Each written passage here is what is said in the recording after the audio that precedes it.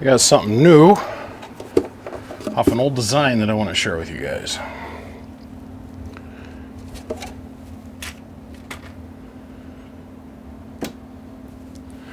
So, this is arguably one of the better put together Dave Mades I've ever seen. And I want to give credit where credit's due here. Let's go on and let's look at this thing here for a second. So currently it's got Toshibas in it. I don't know anybody that can really afford to own this with Toshibas in it, especially with what we're going to do to it. Probably going to move this piece of coax over so it's something like this. And then we're going to add a little 2-pill driver section to it over here. Because the guy that ordered or ended up with this box wants to have a driver section in it, but the construction on this takes me back. It takes me back to the good old days, way back when. I mean, every part is bent and put together just so.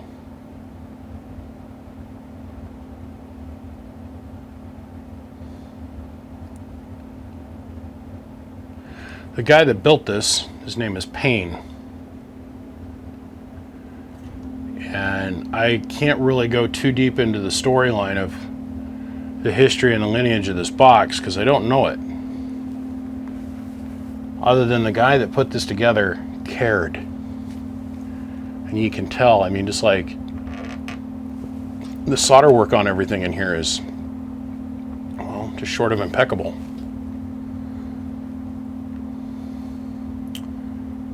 You know, if you went and you got a box today from whoever, I'm not going to name any names because you know me, I'm just here to work and fix on the boxes. They come today and they don't bother putting balancing resistors here or here. They claim it's not necessary. I claim it is. But, I mean, it's a little bit older of a box, but it was incredibly well taken care of. And honestly, I can't tell you the last time I seen one that had all gold anodized screws to it that didn't have a mile of rust on it. Now the front of the cabinet's got no name on it. None. But you can see that Mr. Payne at some point or another was running around the Dave Made guys. Probably christened them guys. But I'm pretty impressed. Full heat sink, and the transistors are in the right place at the back of the cabinet. It's cool. This thing is really cool. Me personally, I'm very impressed with it. Very impressed.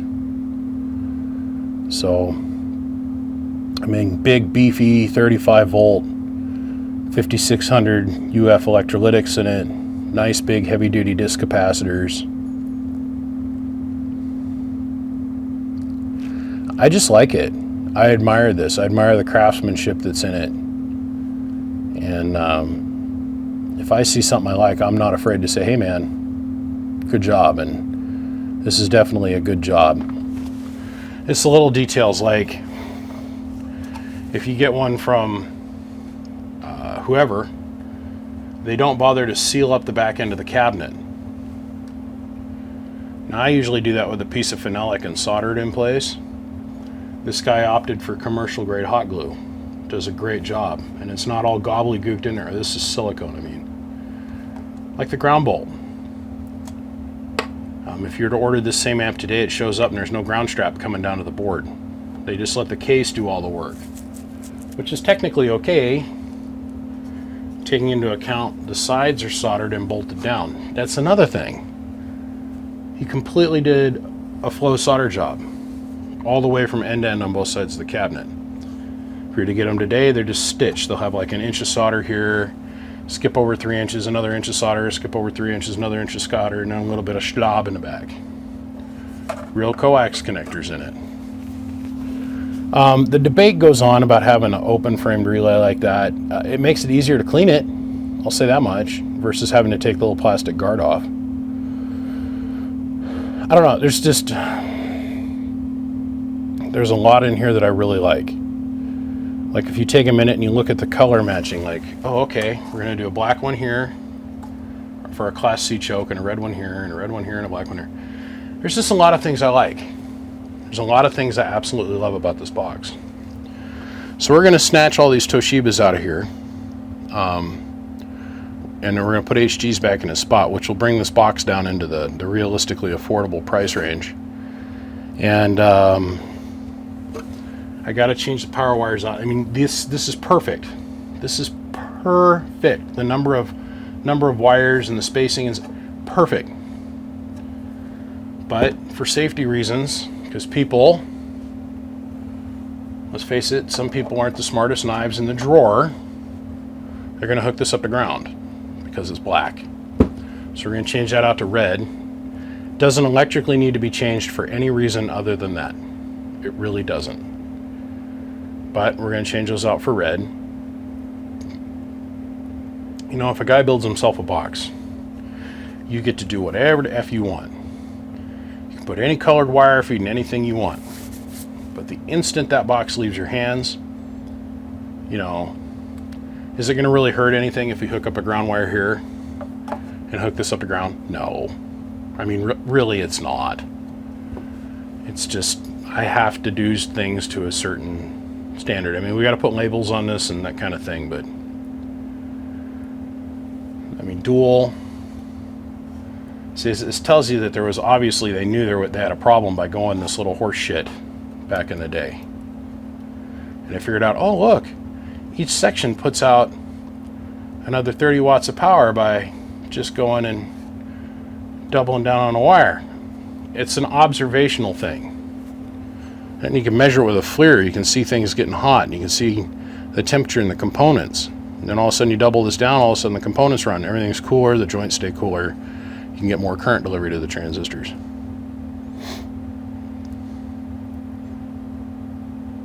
I don't know, I dig it. I'm going to pull out these little capacitors here, and I'm going to replace them. This one here and this one here, I'm going to replace them with metal clad. It's just a personal preference thing for longevity. I'd sure hate to have one of these caps go bad and the box end up coming back because of that. So I'd rather just do it now than have to deal with the shipping and the risk of it getting beat up in shipping again. Because, I mean, this thing is in tip-top shape. I mean, the bottom of this thing, tiny little scratch there, and that's it. I've never seen one of these gold cabinets be in this good a condition where they weren't all faded or didn't have rusted nuts. Oh, and I want to show you guys this too. This is cool. I've been in several of these Dave Made style boxes before, and I've never seen one that had its own paper gasket.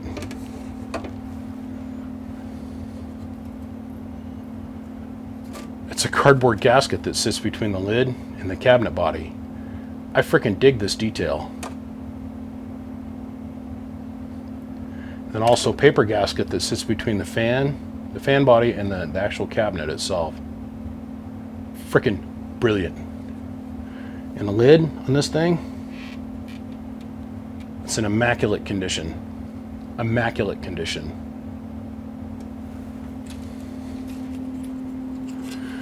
Okay, let me put this down someplace where it's not going to get dropped or anything dropped on it.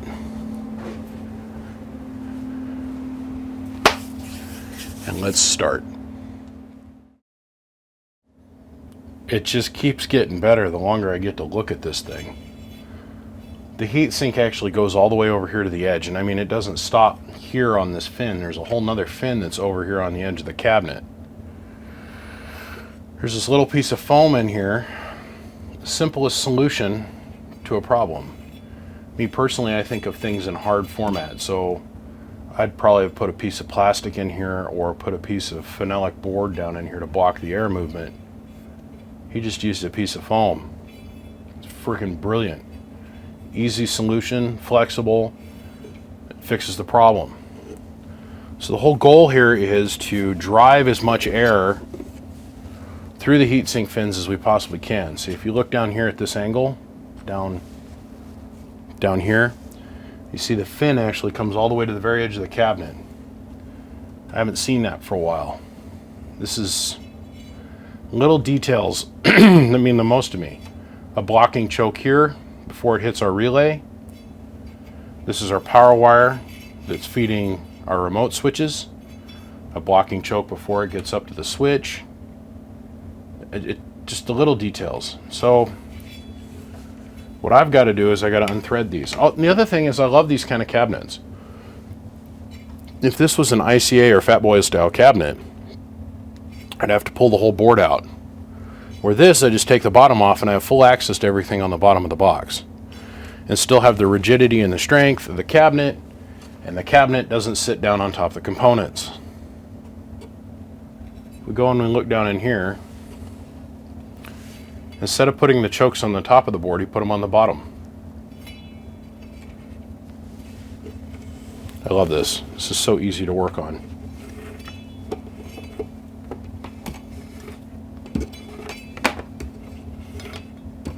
This is so easy to work on. I freaking love it. Absolutely love it. The attention to detail that this guy has put into this box, top shelf. Top shelf.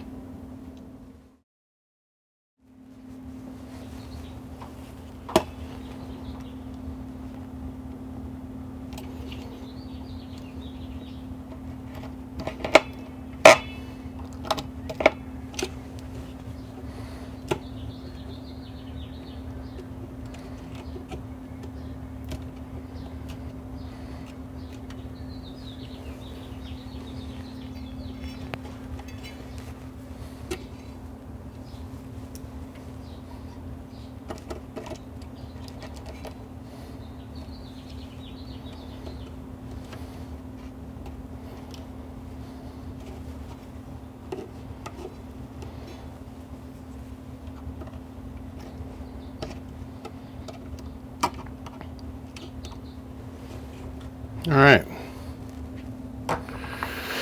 So, replaced all of our power wire to red, and we threw a couple ties underneath it. The reason we did that is, as I'm sure we've all seen that video, the one the flames come out. Yeah, about that amp that caught on fire because we had one of the power wires jump over here and the heatsink got hot and melted through the wire and shorted out and caused the whole box to burn to the ground. I believe it was Dave made or X-Force, and they didn't put any ties on the bottom of it, and I never looked at that. So now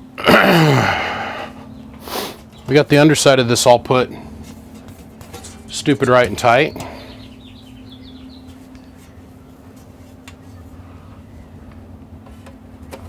We'll go ahead and we'll button it all the way back up with our completely blemish-free cabinet bottom. I'm half tempted to throw a couple of feet on this thing so it can keep from getting this thing so scratched up, because this gold anodization really leans itself to getting chewed up pretty quick. We'll see. Well, got our power wires done. And a couple other things. We got our transistors all changed out. Got new balancing resistors installed. We got our 2-pill section installed. It's got 2 Toshiba 2290s in here. Ooh, where are we going? Camera, come back over here. Got our variable installed on the front. Brand new variable, new knob. All new coaxes installed. And the only thing we got left to do is install our positive wire distribution. This is going to be for our 2-pill section, and then we're going to do it differently. We're going to do a low profile kind of setup with this. Just playing with something different here. Get the power wires in, and then I think what I'll probably do is I'll probably pull off this side of the cabinet, this side, and then I'm going to give it a bath. Knock out all the flux that's in here. Let's see if I take and I change filters. There we go. We'll give it a bath, clean it up a little bit, then we're gonna run it. But we're almost on the tail end of this thing. I replaced the little capacitors with actual metal clads so they can hold up longer. We don't have to worry about those ever failing us. The only thing this guy's ever gonna have to worry about is running it too long, maybe getting it a little bit too hot, and maybe popping a pill, but I doubt it. These HGs have been pretty solid for us this generation, this rev. So, okay, let's get on with getting this finished. We're gonna set the camera way back, way back from the amplifier.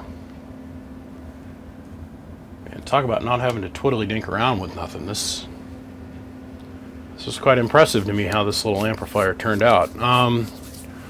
Okay, so let's get on in here. I got the amplifier sitting halfway, or the camera sitting halfway across the room, so we're gonna have to utilize zoom quite a bit. Okay, so that's our standard 1000 watt slug in peak, 1000 in average, which everybody's getting used to seeing. The 5 watt slug in reverse, back from the bird 10,000 watt dumbing load. Okay, so right now we're in 1X. I'm gonna take the bench 2950, and we're on about 14.8 volts at the moment. Hello. Putting 20 whole watts into it. Hello. Our pass-through tune, that's a 5 watt slug sitting between the 2950 and the amplifier. Hello, 1 2 1 2 1 2. Beautiful. Absolutely beautiful. And I didn't have to adjust that at all. It's just the way it came from coming in here. The guy that built this really cared. Okay, so let's click the amp on, make sure our variable is all the way open. I guess what I should do is probably show you a base dead carrier too. Let's go over here. We've got our 5 watt slug reading forward now. We're going to put 1.5 watts into it. So 1.5 watts going in translates to about 180 going out. Hello. 600 birdie birds. And we'll take that up to 2x, and now full deflection all the way over there to 100. It's 2,000 watts. And remember, that peak meter is a little stingy, but it is what it is. Hello. Right at 2 grand in the peak power mode. Now for fun, before I jump off of this particular scene, let's jump up here real quick. It's our input tune into the box. It's ridiculously low. That's good stuff. For fun, we'll take the 1000 watt slug out. We'll grab our 5 watt slug here. Turn the peak kit on the average meter, which I don't normally kick on, but we'll see what it does here.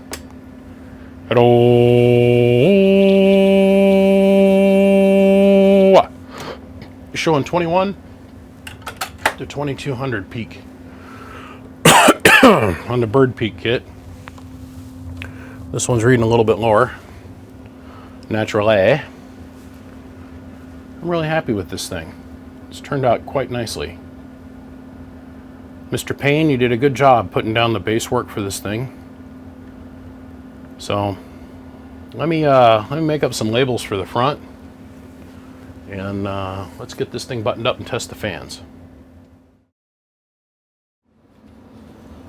I had to add labels to this.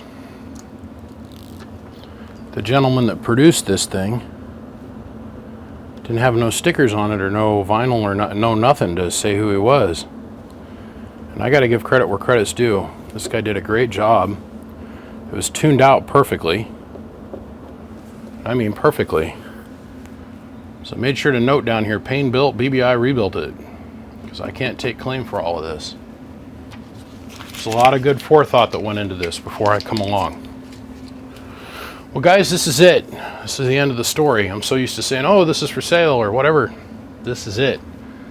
This is exactly what this guy wanted.